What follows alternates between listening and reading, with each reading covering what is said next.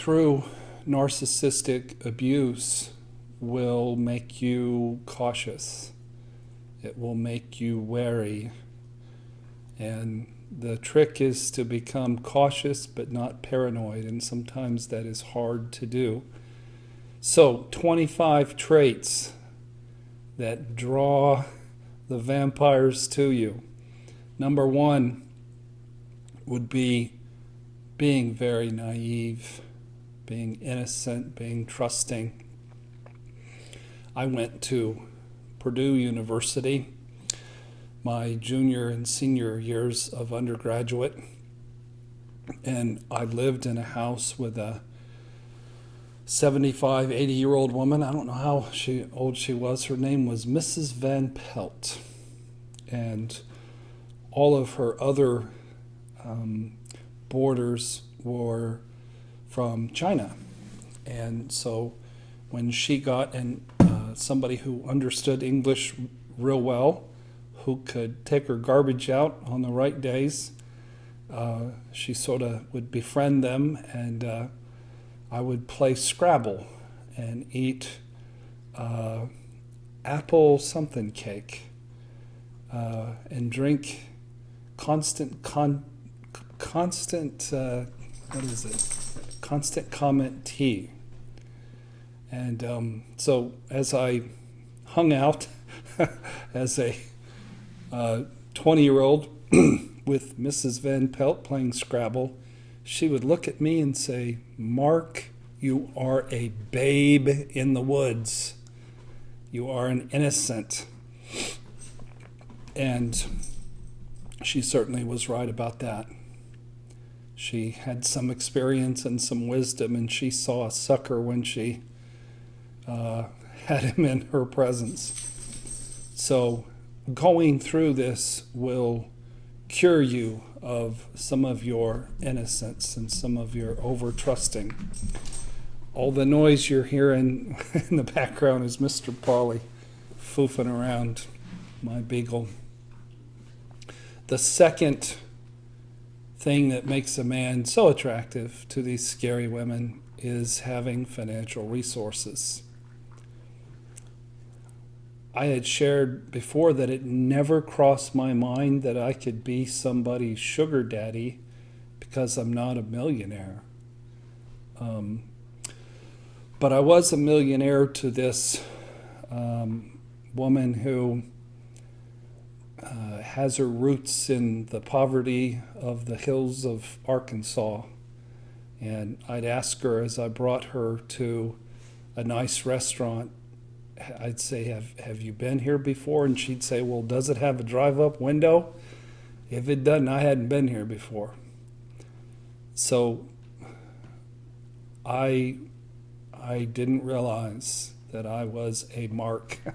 Mark was a very easy mark. The third quality is when a man has power and influence. That tends to attract the bee to the pollen.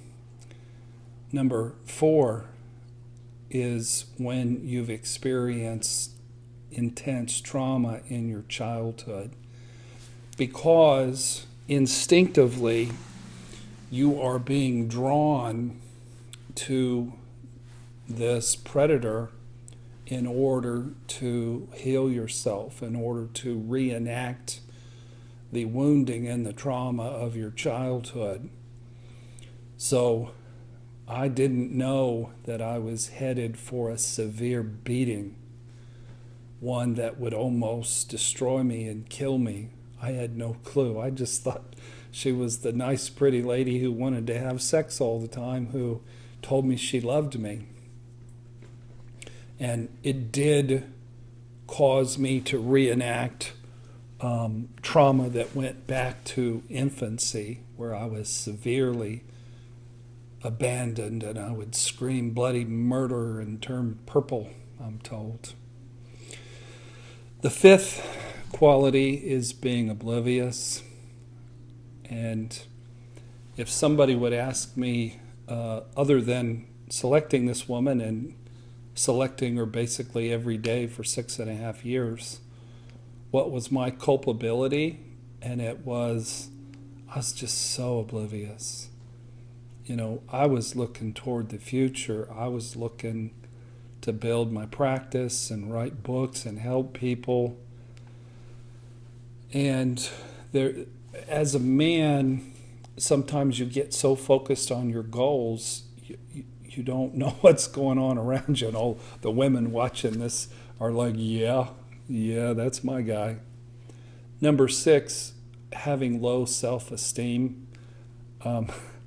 I've been embarrassed and shocked by some of the feedback I've gotten on my videos, and that is, I'm going to turn pink and red talking about this, but I've had quite a few women tell me that I was attractive, and I didn't know that. And when you're wounded in your childhood and you're not treated special, and then you go through such a psychological drubbing and beating that I went through, plus you're 56 years old, you sure don't feel very attractive. So low self-esteem in the being attractive department. Number 7, being a caretaker. Your heart goes out to the damsel in distress. Number 8, thing that sets you up to be a beacon of desirability to female narcissistic abusers is being way too forgiving. God help me. I was ready to not only forgive this woman, but marry her, even after I found out about all these horrible, wicked, treacherous, disgusting things she did. And that's just the wounded little boy wanting his mommy. So, number 9, men, a trait is being overly generous. And you know what? I got to tell you, it never dawned on me to look at this woman's, have her show me her pay stub. She would tell me that she was getting all kinds of overtime, but I never saw her pay stubs, and I really honestly didn't really have her pay any bills. I don't know what she did with her money. I was overly generous, and I wasn't wise, and I'm embarrassed to say it. I feel some shame about that. Number 10, men, is just because you have integrity and just because you have honesty, don't go projecting that on every woman you meet. Find out who they really are. Get to know them slowly. Study their character and find out if they are who they say they are. Number 11, another thing that makes you vulnerable, frankly, is having high moral values that will attract somebody who's equally deviant, and it encourages the innocence and the naive way of looking at things. Number 12, being an empath. I care about you folks, and I hear these stories both on the comment section of these videos, and also I get emails, and also I work with people on Skype, and I want to adopt half of you, because you're so broken, and the stories are so sad. And I've also had a lot of people want to adopt me because my story is so sad and I'm so broken. But that's the empath in us that just wants to nurture people. Number 13 is similar, and that's you love way too much, way too deeply. And my narcissistic abuser would say that I didn't love her that well because I was oblivious. But the truth is, in terms of my neediness, I adored her. I adored who she presented, and I would have done anything for her. And I was trying to actually build a future for us. But then when I found out who she was, for months, I was so shocked I couldn't let the reality of who she really was in. And the shock made me reactive, and it lit me on fire, and I acted out. Number 14, these women are attracted to dreamers, to visionaries, men who are casters of goals and visions, who focus too much on the future and don't focus enough on guarding the here and now. Number 15 is being needy and lonely. Toward the end, this woman mocked me, and she said, "Every time you kick me out of your house, I'm not calling you." Of course, she wasn't calling me. She had this other guy, and God knows how many men she was drawing narcissistic supply from. And she would mock me, and she'd say, I would call her, "I need you, I miss you." And that may sound mean, but it probably wasn't too far from what I sounded like. Because the needy, wounded little boy at my core did miss her. And I did call her, and I did draw her back in to offer me more abuse and mistreatment. Number 16 is we men have abandonment issues. Hey, if you haven't learned about abandonment issues, I really want to recommend 2 books. One is a book that I wrote, and you can get on the website for just $3 and download it. And it's called Managing Abandonment Issues Through Recovery. And it's all about the crazy dance, the reactivity, the overreactions that happen when people have abandonment issues, whether it's you or your partner.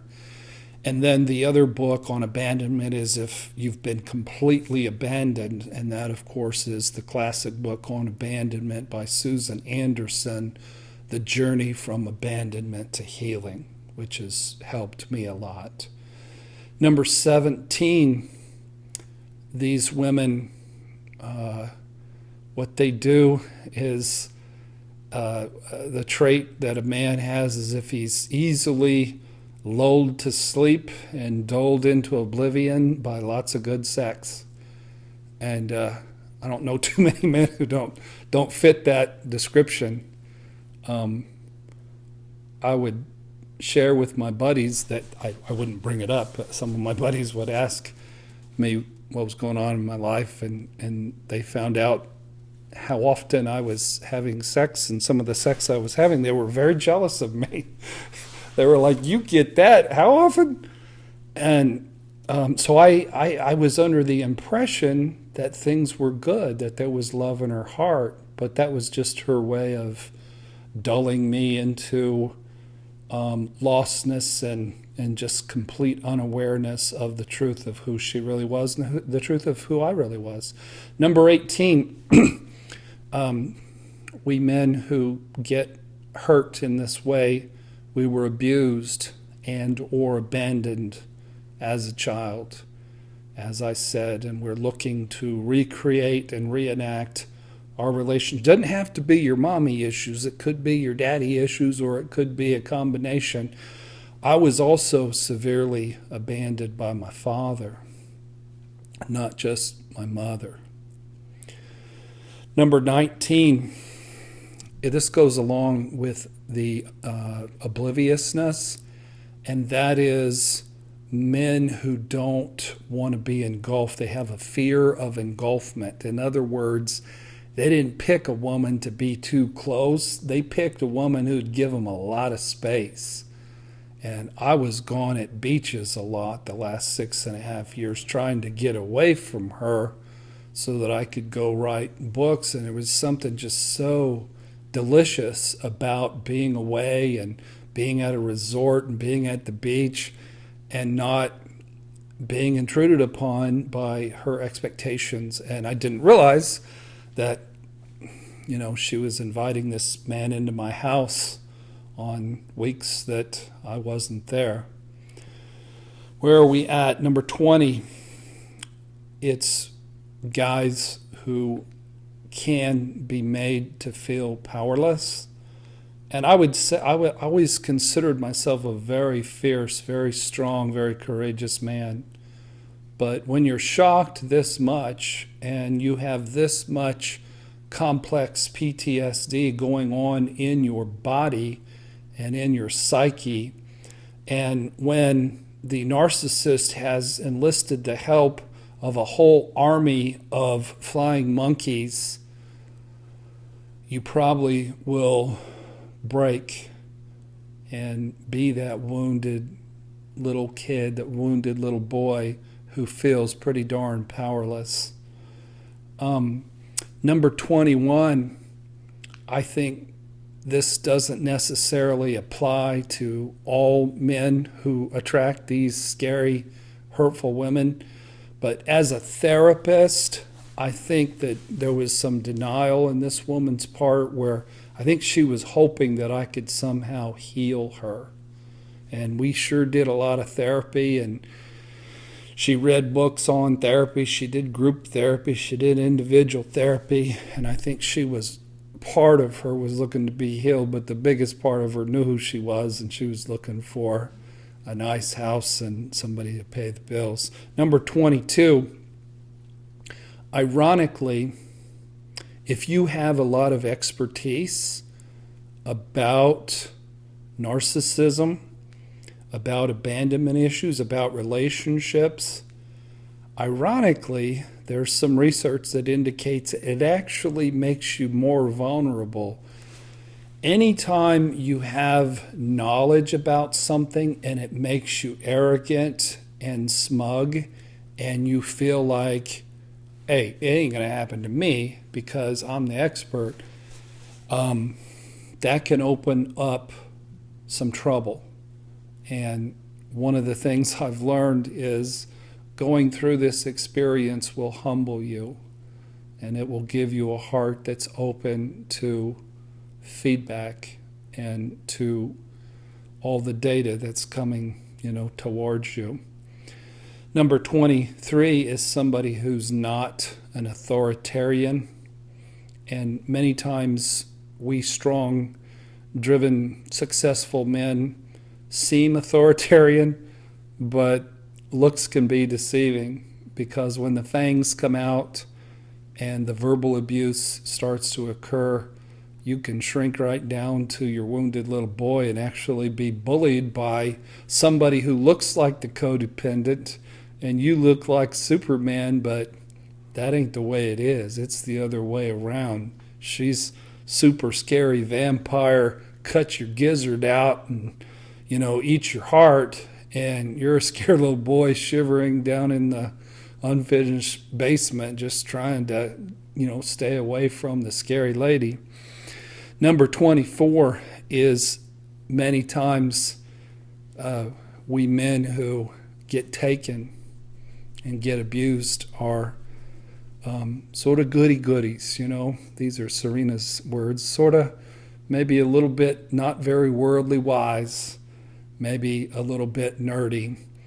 And then the last trait of a man who becomes this beacon of desirability, and my friends, you don't want to be desirable in this way, to scary, ruthless, hurtful, scary female narcissistic abusers, is it's men who have not built a hedge of protection around themselves with insightful friends, family members, and therapists. My nephew, the first time he met this woman back in October of 2008, which is a month, 6 weeks after I met her, and right about the time she started her ongoing, horrific sexual acting out. He knew who she was the first time he met her, because she was mean as a snake that day. She was moving into my place, and she didn't want to because she had a new boyfriend already a month after, making me her new boyfriend. And I wish he would have been more vocal, and he was vocal during the process of me trying to sort this out just before she went to the treatment center. Also, I have another friend who saw it. He knew who she was, but he didn't really, he hinted. So listen, if you notice a friend, a family member, a client who has one of these blood-sucking vampires sucking on their neck and sucking on their finances and about ready to destroy them into just horrific, complex PTSD symptoms, do an intervention. Go grab them with two of your buddies and sit them in a room and just, hit them with reality. At least you'll be able to walk away saying, we warned the man. I love the scene in 4 Weddings and a Funeral where the brother who does the sign language, the minister says, "Does anybody object?" And he says, "Yeah, I object. I suspect the groom loves somebody else." To which the bride punched him in the face, and that was the end of that wedding. But his brother saved him. His brother spoke up and put a hedge of protection because he was marrying the wrong woman for the wrong reasons. So fellas, these are 25 traits, and if you've got a lot of them, be careful, because women will come after you and they will have agendas, and you will be fresh meat. And if you've been through it once, you certainly don't want to go through it again. Listen, if you haven't joined our YouTube channel, please join Family Tree Counseling on YouTube. We got 400 and something videos now. We're sneaking up on 1 million views. Also, visit our website, familytreecounseling.com, and I've got 5 books on there that can really help your recovery. I hope this has been helpful for you. I hope it causes you to be wise, to recognize the truth about who people are, even if they're sexy, even if they're young, even if they're pretty, especially so. Be careful, men. Thank you for watching, and God bless.